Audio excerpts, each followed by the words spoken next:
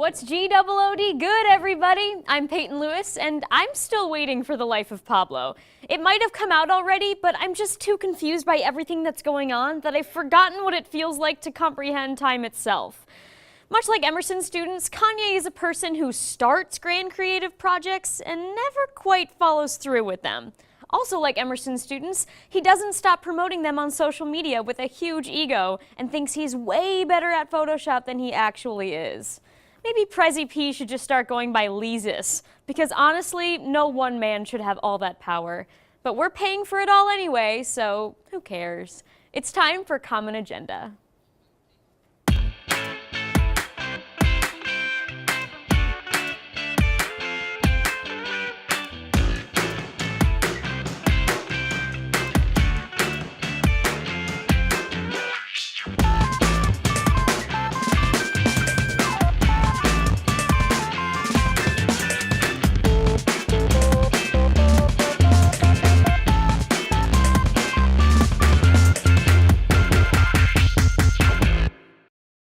In the dark silence of a frigid night on Boylston Street, he practices alone, muscles screaming as he paces up and down the Bobby Brown basketball court. His sneakers are worn, his palms are sweaty, he is training for the ultimate victory, and his goals are set high. Wait a second, his ISO is way too low. What the fresh heck? Did he learn anything in Foundations of Media Arts Production? Anyway, this freshman film boy is taking advantage of the new expanded open gym times in the only way he knows how, by shooting his long take project. It's become clear that students are taking advantage of the new open gym hours in the most productive way possible. After all, this gym has the perfect lighting for every breakup scene. Maybe they can set it to some sad indie rock song or like any one of Coldplay's 2 bangers. You know, smooth jazz. In fact, Emerson's own version of Coldplay, the DH Jazz Band, took the stage this week for the DH's Mardi Gras celebration. And by stage, I mean a small corner in the DH, close enough to make some tables very, very uncomfortable. I kind of feel bad for them because the DH is a pretty hard gig. Nobody's in that good of a mood, you can't accept swipes for tips, and you're expected to perform a Mardi Gras performance on Ash Wednesday. To make matters worse, they have to perform next to a hideous decal that ignores every major other than film production. That's right, despite the fact that LB will be closing its doors in the next year or so, Sodexo thought it was time to bust out the big guns and show off their passion for interior design. It's got everything you love about Emerson. Pictures of our sports teams, working in the TV studio, and of course, poor planning. This all goes to show just how much Sodexo loves you and cares about your well-being. You know, I wonder if they have any similar decals in one of those private prisons they operate overseas. And if the new DH decal makes you feel stressed out for some reason, you can be sure to check out Emerson's new Reflection Room. The room was christened that because it reminds Emersonians of both Harry Potter and Mac DeMarco's hit song Chamber of Reflection. Located in the basement of Piano Row, the Reflection Room can fit up to 10 people, so you can reflect on all of your regrets with 9 of your closest friends.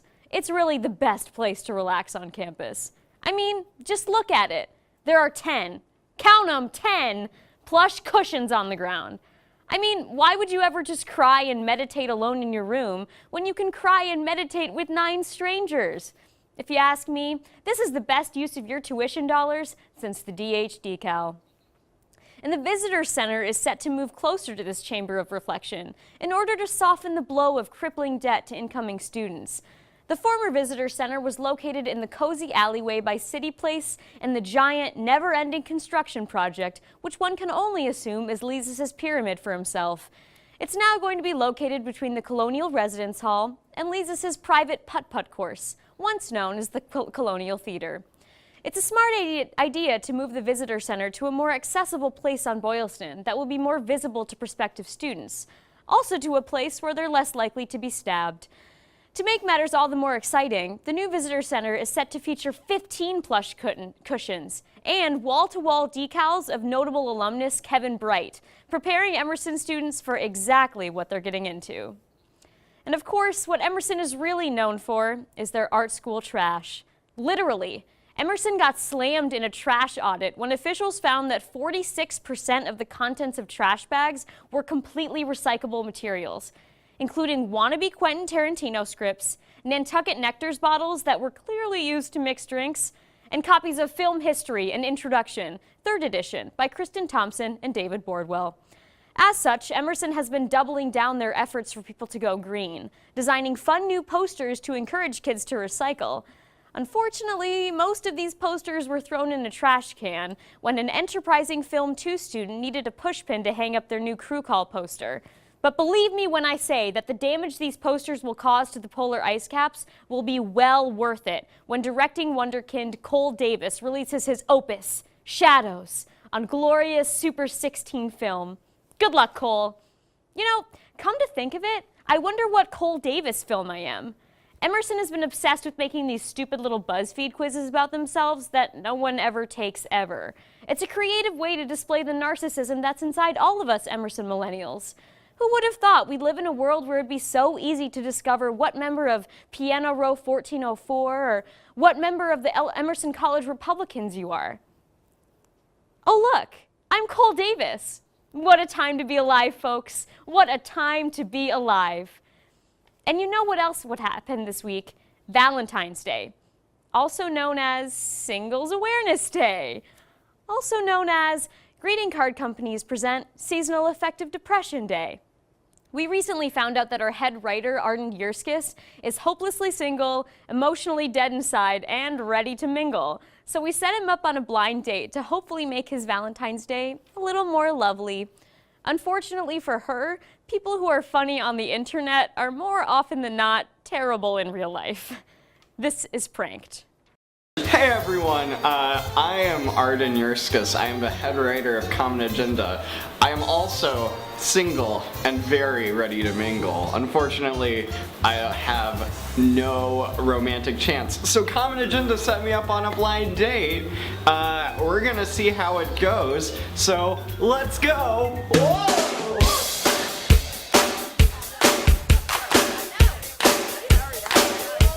Jesus, hi! Nice to meet you.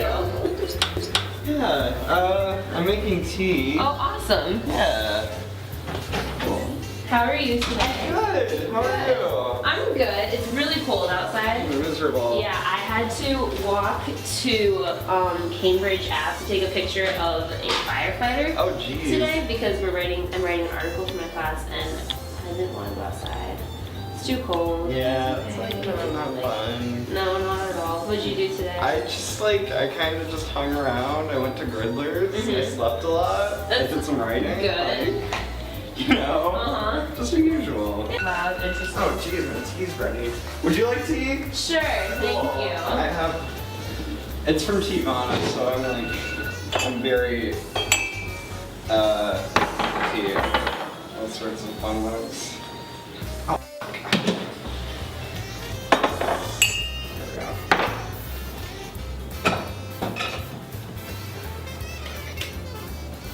So yeah,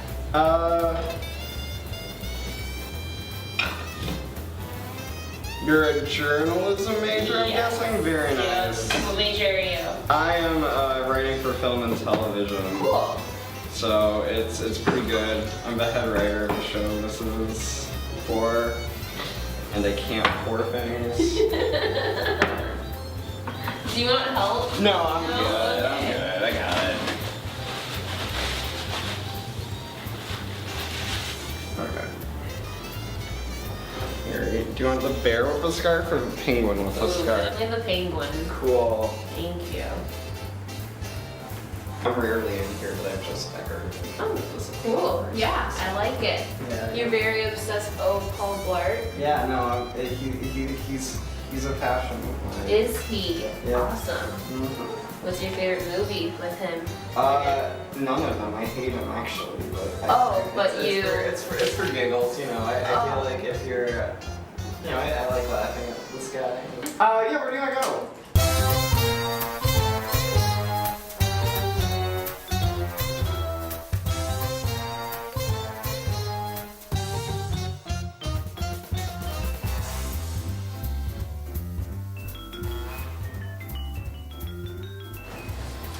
Okay, well this is Do you embarrassing. have your keys? I don't have my keys.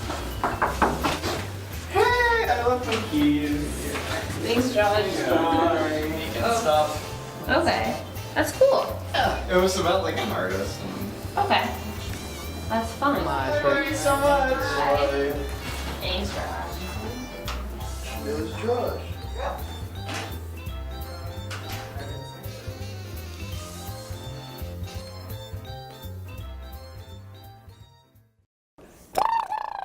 Lauren, what are you doing? I'm getting ready to host Good Morning Emerson, of course. Good morning, Emerson? What's that? It's the best morning show ever that's on Tuesday and Thursday at 9 a.m. Wow, how can I work on this? Yeah, let's get going.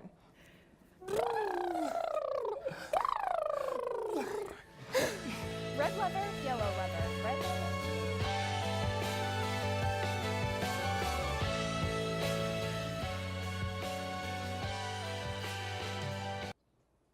Welcome back to Common Agenda, everybody.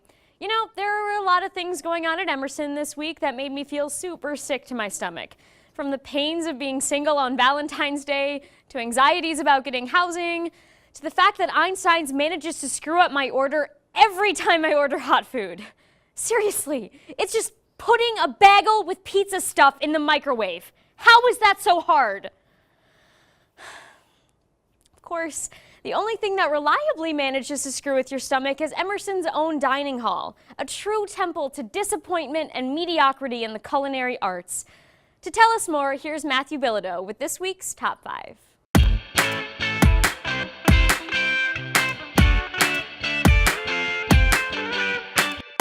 Hello, everybody. In my opinion, the worst thing about the DH isn't necessarily the fact that their food tastes like slime with lemon pepper seasoning, but more that they're always coming up with zany ways to make food fun. Seriously, it feels like the DH is a social experiment run by people who design games for Japanese game shows. It's not that we don't enjoy theme nights or new dishes, we just hate stupid, slapped-together ventures that feel like they were dreamed up by a 5-year-old with a passion for event planning.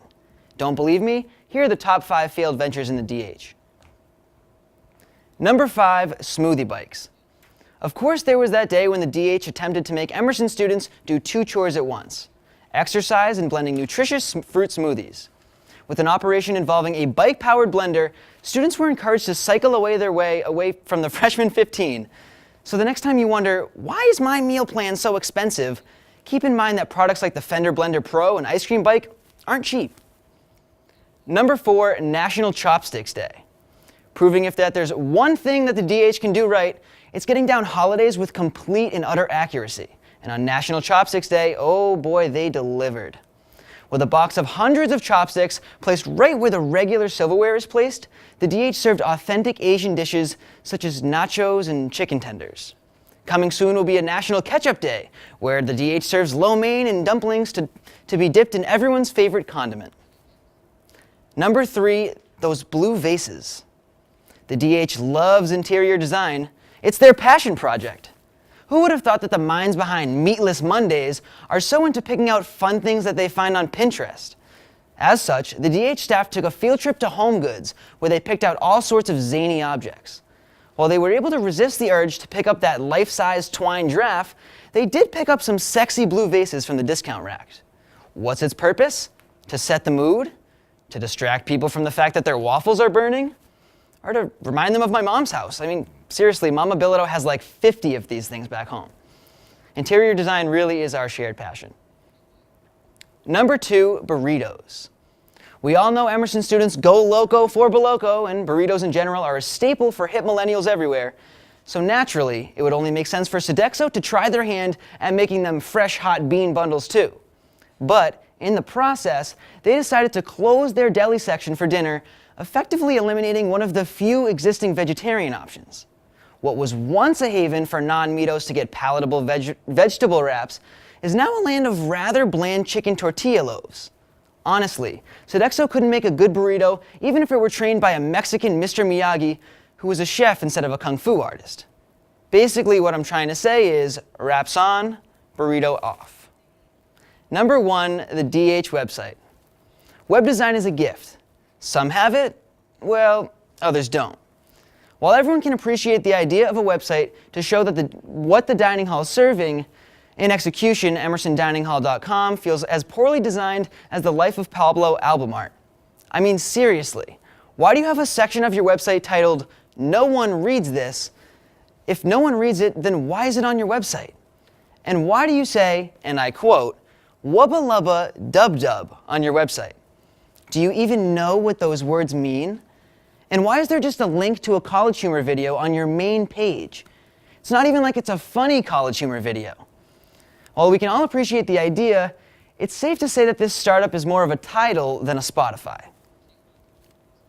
You know, it's funny, because back in the day, emersondininghall.com was way worse designed. Fall 2015. Now, let's throw it back even further and check out an Emersonian buzz from the time before Andy Tiedemann upgraded to an iPad Pro. Hey, I'm Nat. And I'm Matt. And you're watching the Emerson Buzz. With your roommate constantly singing songs off of Adele's new album, it's not always easy to find a quiet place to study. Today, we're going to bring you around campus and show you the best places to study for your finals. Let's go.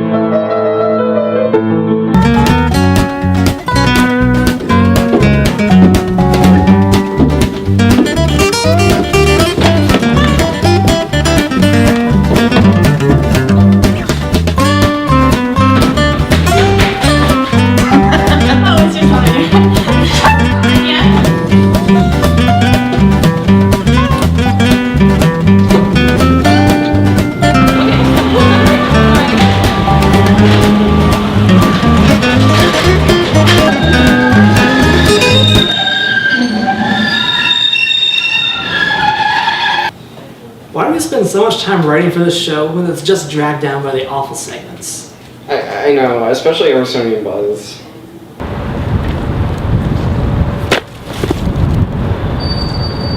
Same.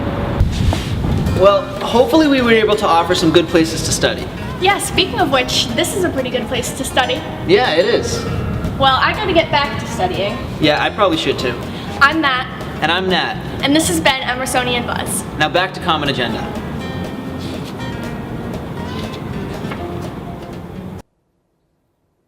Welcome back to Common Agenda. As many of you know, the best part of any social media website is the comment section. If you were wondering, wow, if only there was a way to access a comment section without all that actual content getting in the way, today's your lucky day. Quarreler was designed by Emerson students to debate the real issues online with like-minded scholars, and definitely not to troll people with your self-described ironic sense of humor. Joining me today is Quarreler's founder and former host of Speechless, Dan Halpern. Hi, Dan. Hi, Peyton. Thanks for being with us today. Thank you. Great to be with you. So tell me about your website. Give me a general overview of what you guys do. Sure. Okay. So Quarreler.com, QUARLR.com. It's an online debate platform for people who want to have text-based, anonymous debates about any issue they prefer. You know, political, social justice, even fun issues. And so we really want to bring this to Emerson so that people can use it for their own purposes, their own organizations, to bring about awareness for different things. Because in my opinion, more debate means more democracy. We see in politics right now, everybody's focused on the presidential election and those debates, and we see that those are really important factors that contribute to our election. So debates are very important, and that's what we want to do with our website. Sure. So did your time on the Emerson channel's Speechless? That's right. Did that affect your idea for this? Absolutely. Or can you talk about the conception a little bit? What Sure. made you want to do this? Well, absolutely. I had the great opportunity and privilege to be the host of Emerson Channel's Speechless, which was a very great learning experience. And I know we debated the semester previous. But I think this website came out of a frustration that we're really in a society right now where polarization is really taking a toll on us as a people. And we need to come together, and I'm really disgusted by the fact that people can't be friends just because they don't agree on some issues. And I think we need to all respect each other and hear each other out and ask the real questions. Where does this opinion come from? What's the origin of this? So that's kind of where the origin came from. Sure. So when you talk about the polarization of issues like that, how do you intend to make this a platform where it doesn't devolve into madness? How is there a moderation system? Absolutely. Okay. So how can you expand on that a little bit? Well, right now we're in development. We're in beta right now, and we're very focused on our own personal moderation as well as an automated moderation to prevent curse words, foul language, and just debates that aren't very productive. We want to keep it very productive and healthy. Well, we're so glad to have you with us today. We've learned a lot, and I'm excited. And if you're feeling up for a debate, we are going to post the link to your site on our Common Agenda social media. So you can hit us up on Facebook or Twitter and find those links. But that's all for this week, everybody. Make sure you tune in again next week for more updates on what the DH fails to do next and what Emerson students are and are not up to.